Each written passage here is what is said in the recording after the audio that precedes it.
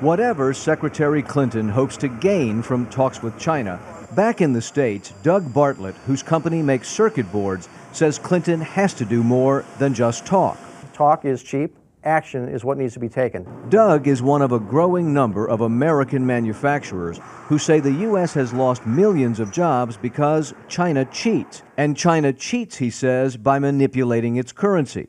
It's estimated that China keeps its currency, the yuan, around 40% cheaper than the U.S. dollar, which makes Chinese goods 40% cheaper to buy, American goods more expensive to sell, and for Doug, makes it impossible to compete. What we sell for $1, the Chinese are able to sell for 60 cents. Thank you. And it's not just Doug who thinks this.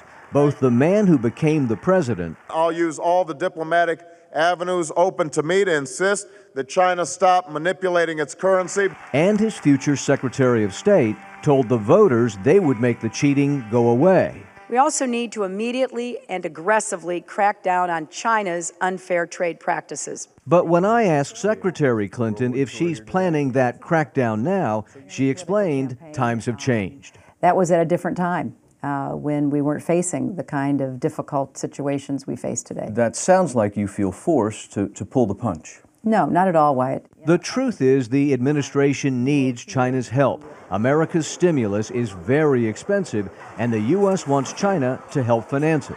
We are relying on the Chinese government to continue to buy our debt. Thank you all. As a candidate, Clinton said she would stand up to China. But now that she's secretary, the idea of cracking down on anyone when you most need their money isn't much of an option anymore.